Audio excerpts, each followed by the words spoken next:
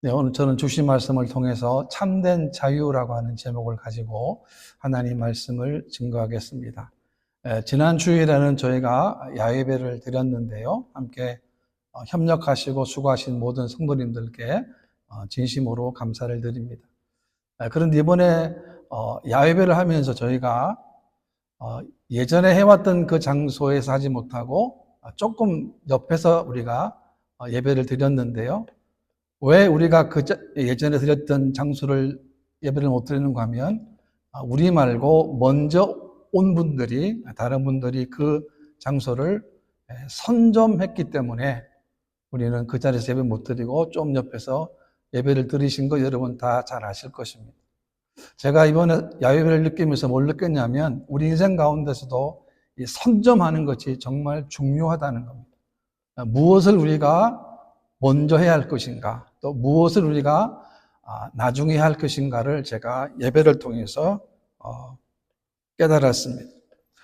예배 도착시간을 보니까 한 9시 40분쯤 됐는데요. 그분들은 그 이전에 벌써 와서 텐트를 치고 있었답니다. 그래서 사실은 저희가 예배 드리는데도 그분들 하는 게 없었어요. 저는 생각하기를 왜 그분들이 빨리 왔을까? 왜 빨리 와서 텐트를 치고 아무것도 하지 않고 핸드폰 보고 있을까를 봤는데 나중에 보니까 파티를 하는 거죠. 생일 파티 하는 거 봤는데 우리도 마찬가지입니다. 우리 마음속에 선점해야 할 것이 있습니다. 선점. 여러분 우리 마음속에 무엇이 선점해야 되겠습니까? 그것은 곧 우리가 하나님의 말씀이라는 겁니다. 하나님은 지금도 살아계십니다. 우리가 하나님이 살아계시면 어떻게 할 수 있느냐? 그것은 우리가 살아계신 하나님 말씀을 통해서 우리는 하나님의 살아계심을 우리가 알게 되고 체험하게 되는 것입니다. 갈라디아서를 보게 되면 이 구원의 문제를 계속 다루고 있는데요. 우리 구원의 문제는 전적으로 인간의 선함이나 선행이나 착함이 우리 구원의 조건이 될 수 없다는 것을 분명히 말씀합니다. 왜 그런 거 아니? 인간의 구원의 문제는 착함과 선함의 문제가 아니고 인간의 죄의 문제인데, 인간의 죄의 문제는 예수님께서 우리의 모든 죄를 대신 짊어지시고 십자가에 돌아가셨기 때문에 우리가 구원받게 됨을 말씀하는 것입니다. 다시 말하면 율법을 지킴으로 혹은 율법을 준수함으로는 결코 우리가 구원받을 수 없다는 사실을 갈라디아서에는 계속적으로 말씀하고 있는 것입니다. 저는 본문에서 세 가지로 교훈을 얻고자 합니다. 첫 번째는 주님이 주신 자유를 선용하라는 것입니다. 1절 말씀을 보면은 그리스도께서 우리를 자유롭게 하려고 자유를 주셨으니 그러므로 굳건하게 서서 다시는 종의 멍에를 매지 말라라고 했습니다. 예수님이 우리들에게 자유롭게 하려고 우리들에게 자유를 주셨다라고 했습니다. 그러니까 우리는 이전에는 자유가 없었습니다. 우리는 죄의 종이었습니다. 죄의 노예였습니다. 우리는 사단의 종이었습니다. 사단의 노예였습니다. 그런데 예수님의 십자가의 그 공로로 말미암아 더 이상 우리가 죄의 종이 되지 않고 죄의 노예가 되지 않고 바로 예수님의 종이 되고 우리가 하나님의 거룩한 자녀가 된 것입니다. 여기서는 율법과 죄의 멍에를 매지 말라라고 말씀하고 있는 것입니다. 우리는 죄로부터 오는 모든 결과로부터 자유함을 얻게 된 것입니다. 요한복음 8장에 보게 되면 진리를 알지니 진리가 너희를 자유롭게 하리라 라고 했습니다. 여러분 진리를 알면 진리가 누굽니까? 진리가 무엇입니까? 예수 그리스도 그분을 알게 되면 그분이 우리를 자유롭게 하신다라고 성경은 말씀하고 있는 것입니다. 우리가 사는 이 세상은 브레이크 고장난 자동차들이 끝없는 욕망을 가지고 달리는 것 같은 도로에 우리가 지금 살고 있습니다. 수많은 사람들이, 아니 대부분의 사람들이 개인의 욕망, 욕심, 정욕으로 가득 찬 삶을 지금 살고 있다는 것입니다. 그것이 바로 이 세상의 풍조입니다. 그러니까 사람이 이 세상 살 동안에 만족이 없는 거예요. 왜? 자유하지 못하기 때문에 그렇습니다. 그래서 본문에서도 자유를 지키는 방법을 뭐라 그러냐면 굳건하게 서서라고 해요. 굳건하게 서서. 여러분 이 말씀은 다른 적의 공격에 대비해서 경계를 하며 굳세게 방어하는 것을 말씀하는 것입니다. 우리가 주님 주신 자유를 지키는 것은 결코 쉽지 않다는 거예요. 우리가 주의를 지키는 것, 예배를 지키는 것, 우리가 매일매일마다 여러분 말씀을 읽고 암송하는 게 쉬운 일이 결코 아니라는 거예요. 여러분 쉽습니까? 그것이 안 쉽습니다. 어렵습니다. 하루에 시간이 있는데, 하루 24시간에 엄청난 시간이 있는데 그 시간 가운데 하나님과 독대하는 말씀의 시간을 지키기가 쉽지 않기 때문에 우리도 바울의 권면처럼 굳건하게 해야 합니다. 강하게 해야 합니다. 왜? 그렇지 않으면 우리의 신앙도, 우리의 믿음도, 아니 우리 인생도 세상에 떠내려갈 수 있기 때문에 그렇습니다. 여러분, 멍에라고 하는 게 뭡니까? 멍에는 짐승의 목에 얹는 나무 틀을 말하는데요. 여기서 말하는 이 멍에라고 하는 것은 인간을 규제하는 율법의 속박을 말하는 것입니다. 얼마나 힘들겠습니까? 얼마나 고단하겠습니까? 그 무거운 것들을 짊어지고 가야 한다니까요. 예수님으로 말미암아 더 이상의 율법도 우리는 율법으로 우리가 구원받을 수 있는 길이 아니고 예수님으로 말미암아 구원받게 된 것입니다. 바울은 계속 할례를 계속 언급하고 있는데요. 바울은 할례 그 자체를 반대한 것은 아닙니다. 바울이 반대한 게 뭐냐면 사람이 하나님 앞에 의롭게 되기 위해서 할례가 반드시 필요하다고 하는 유대교의 율법주의자들에 반대한 것입니다. 이전 말씀 보게 되면 보라 나 바울은 너희에게 말하노니 너희가 만일 할례를 받으면 그리스도께서 너희에게 아무 유익이 없으리라 라고 했습니다. 여러분 할례를 행함으로 구원을 받고자 한다면 예수님이 아무런 유익이 없다는 겁니다. 왜 그렇습니까? 그것은 십자가를 부정하기 때문에 그렇습니다. 우리의 구원은 다른 것이 아닙니다. 오로지 예수 그리스도를 믿음으로만 우리가 구원을 받게 되는 것입니다. 다시 말하면 율법을 통하여 구원받고자 하는 것은 예수님의 십자가를 무효화시키기 때문에 그렇습니다. 3절 말씀에도 보게 되면 내가 할례를 받는 각 사람에게 다시 증언하노니 그는 율법 전체를 행할 의무를 가진 자라라고 했습니다. 그러니까 할례 한 가지를 얘기했지만 할례를 행한다는 것이 뭐냐면 율법 전체를 다 행해야 된다는 거예요. 여러분 우리가 하나님의 율법 전체를 다 행할 수 있습니까? 그것은 불가능한 일입니다. 그러니까 어떻습니까? 결국에는 율법으로는 결코 구원받을 수 없다는 사실을 계속적으로 바울이 강조하고 있다라고 하는 것입니다. 다시 말하면 할례는 구원과 아무런 관련이 없다는 것을 말씀하는 것입니다. 4절 말씀을 보게 되면 율법 안에서 의롭다함을 얻으려 하는 너희는 그리스도에게서 끊어지고 은혜에서 떨어진 자로다라고 했습니다. 무슨 말 아닙니까? 우리가 율법을 통해서 구원 얻고자 하면은 예수님에게서 끊어진 자가 되고 은혜에서 떨어진 자가 된다는 거예요. 얼마나 무서운 경고의 말씀입니까? 그래서 우리가 신앙생활은 올곧게 똑바로 해야 됩니다. 어디 기준으로요? 하나님의 말씀의 기준으로 똑바로 해야 한다는 것이 사실입니다. 그 다음에 두 번째는 참된 믿음과 소망을 가지게 한다는 것입니다. 5절 말씀을 보게 되면 우리가 성령으로 믿음을 따라 의의 소망을 기다리노니 라고 했습니다. 성도들은 이 땅에 참된 소망, 의의 소망을 기다리는 자들입니다. 그런데 의의 소망을 기다리기 위해서는 제일 중요한 게 뭐냐면 성령으로 그리고 믿음을 따라라고 했습니다. 무슨 말이냐 하면 내 마음대로 할 수 없다는 게 우리는 반드시 하나님의 영, 성령의 도우심을 받아야만 이 땅에서 참된 소망, 참된 기쁨 우리가 맞이하게 되는 것입니다. 이 갈라디아 5장 후반부를 보게 되면 성령의 인도하심과 성령의 열매를 말씀하고 있는데요. 이 땅에서 우리가 육적으로 육체의 정욕과 탐심과 싸워 이기려면 반드시 우리들에게 하나님의 성령의 충만함이 있어야 하고 그 충만함을 통해서 우리가 이 땅에서 하나님의 성령의 열매를 맺게 됨을 말씀하고 있는 것입니다. 사무엘하 11장에 보게 되면 다윗을 보십시오. 다윗은 전쟁에 나가지 않고 왕궁에 있다가 한 여인이 목욕을 하는 것을 보고는 그 여인이 누구인지를 알아보게 하고 그 여인을 자기에게로 데리고 와서는 죄를 범하고 맙니다. 그래서 사람은 무엇을 보느냐가 그만큼 중요한 거예요. 여러분 다윗은 의도적으로 본 것이 아닙니다. 슥 본 거예요. 그런데 여자의 목욕하는 모습, 그 모습이 머리에 각인이 남게 되었습니다. 그런 나중에 보니까 이 여인이 임신을 하게 됩니다. 큰일 났습니다. 그러니까 다윗이 어떻게 합니까? 머리를 돌리는데 어떻게 합니까? 전쟁터에 나가 있는 남편인 우리아를 부릅니다. 그리고는 그에게 아주 형식적인 안부를 전하고는 빨리 자기 집으로 가라는 거예요. 왜 그럴까요? 자기 죄를 숨기기 위해서. 다윗은 자신의 죄를 숨기기 위한 고도의 전략을 세웠습니다. 그런데 우리아가 집으로 가지 않아요.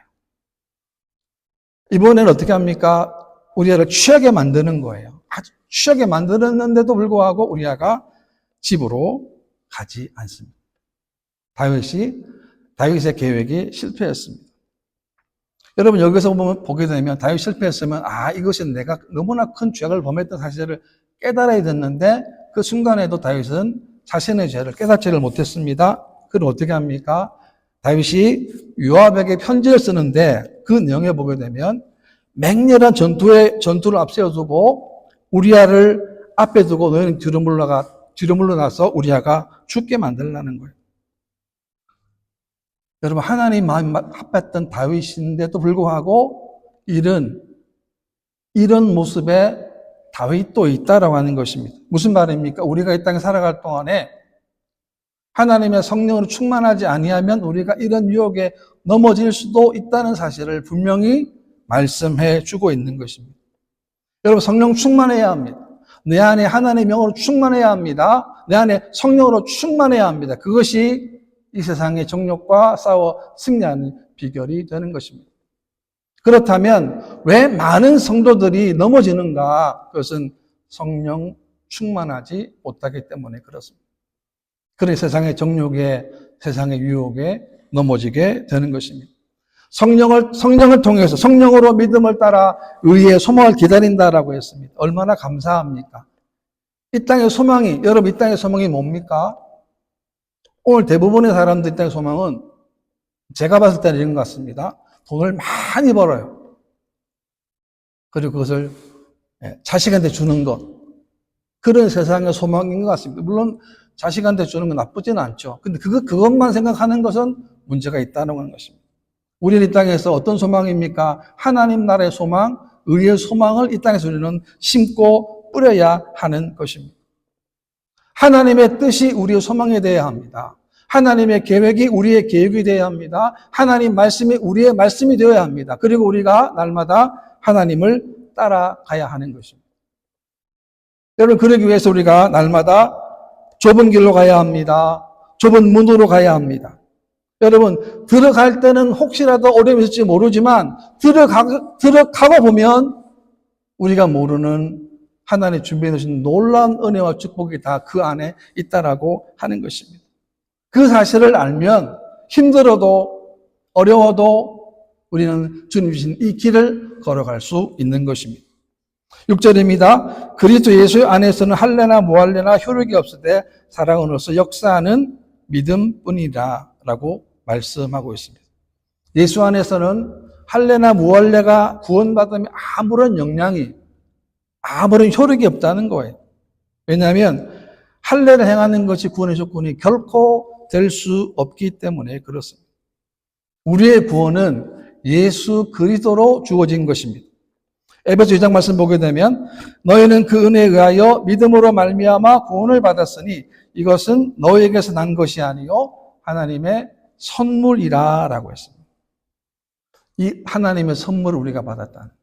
그래서 우리는 하나님의 거룩한 자녀가 된 것입니다. 뿐만 아닙니다. 참 믿음은 역사하는 힘을 가지고 있다라고 하는 것입니다. 우리는 사랑으로서 역사하는 믿음을 우리가 가져야 하는 것입니다. 그런 신앙은 본질적으로 예수 그리스도와 인격적인 관계를 말씀하고 있는데 이 관계가 어떤 관계냐면 바로 예수님과 사랑의 관계를 말씀하는 것입니다. 그래서 우리가 이 땅 살아갈 동안에 사랑할 수 없는 사람을 사랑하는 것이고 용서할 수 없는 사람을 우리가 용서하게 되는 것입니다. 왜냐하면 사랑이 곧 율법의 완성이기 때문에 그렇습니다. 그러니까 다시 말하면 우리가 사랑으로 역사하지 않는 믿음은 참 믿음이 아니에요. 사랑은 안 보이는데, 사랑은 숨어 있는 것 같은데, 사랑을 통해서 보이는 믿음의 본질이 바로 사랑으로 역사하기 때문에 그렇습니다. 그 다음 세 번째는 신앙의 틀을 조심하라는 것입니다. 7절인데요. 너희가 다른 죄를 잘 하더니 누가 너희를 막아 진리를 순종하지 못하게 하느냐라고 말씀하고 있습니다. 자, 이 말씀은 갈라디아 교회 성도들이 바울의 복음을 잘 받아들였는데, 근데 그만 그들을 신앙에 방해하는 사람도 생겼습니다. 유대 율법주의자들이었습니다. 그들이 뭘 강조합니까? 할례를 받으라는 거예요. 율법을 지켜야만 너희들이 구원받는다라고 그들을 미혹하고 유혹했습니다. 고린도서 9장에 보게 되면 그러므로 나는 다른 죄를 하기를 향방 없는 것 같이 아니하고 싸우기를 허공을 치는 것 같이 아니하며라고 했습니다. 기독교인의 삶은 경주인의 삶이에요. 그래서 경주가 가벼운 조깅이 아닙니다. 정말 힘들고 녹초가 되고 땀나는 심한 고통에 따르는 경주를 우리가 하고 있다는 거죠. 그러니까 우리가 마지막까지 완주하려면 엄청난 노력과 힘이 필요하다는 것입니다. 그 힘듦을, 그 고통을 우리가 마지막 때 서 계신 주님을 생각하며 걸어갈 수 있고, 또 우리가 이 땅에 살아갈 동안에 분명한 삶의 목적을 가지고 살아가야 함을 말씀하고 있는 거예요. 그래서 향방 없는 같이 하지 않는 것이고, 싸우기를 허구걸 치는 같이 하지 않는 것입니다. 무슨 말이냐면 바울은 자신의 싸움의 대상이 누군가를 정확하게 알고 있었다라고 하는 것입니다. 우리 저와 여러분 마찬가지입니다. 살아갈 동안에 우리가 올바른 신앙이 뭡니까? 하나님 말씀이에요. 진리의 말씀이에요. 은혜로운 말씀이에요. 축복의 말씀이에요. 매일매일 읽으면 읽을수록 그 말씀에서 살아 역사하시는 하나님의 말씀이 내 심령 속에 각인이 되어 간다는 것입니다. 그러면 내 생각 가운데, 우리 인생 가운데 어려운 부분이 있고 낙심될 부분이 있다 할지라도 말씀으로 그 낙심을 이길 수 있다는 거예요. 말씀이 없다면 어떻게 됩니까? 그 유혹에, 그 미혹에 넘어가게 되는 것입니다.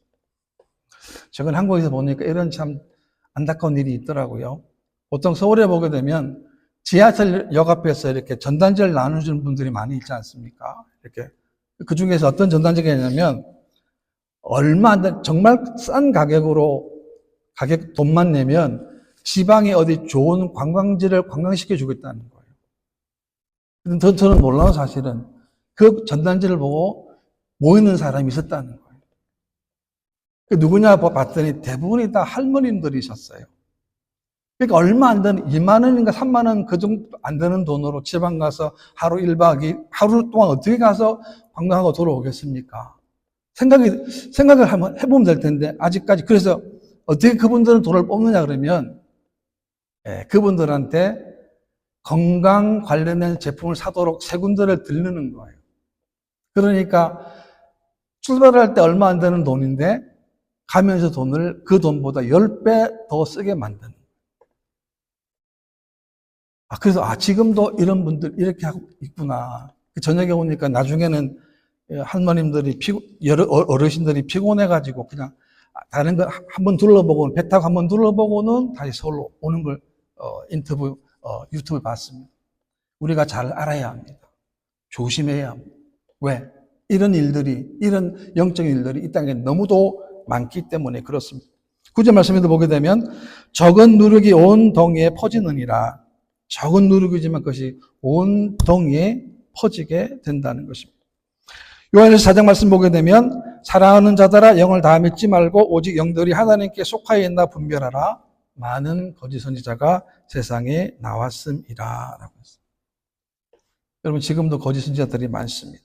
그래서 그것이 하나님께 속하여 있나 하나님께 속하지 않았나를 분별하는 건데, 성경을 보게 되면 예수님께서 육체로 오신 것을 시인하는 영마다 하나님께 속한 것이다 라고 말을 하고 있습니다. 그러니까 지금 이단들을 보게 되면 지금 이단들이 대표 주장이 뭐냐면, 하나님은 시대마다 구원의 방법을 다르게 했다는 거예요. 이 말이 맞습니까? 틀린 말입니까? 시대마다 인간의 구원의 방법이 다르게 해놓았다는 거예요.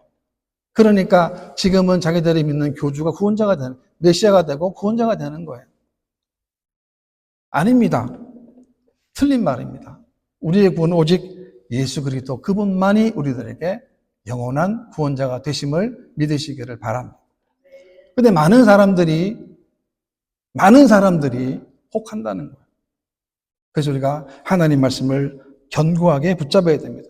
10절인데요.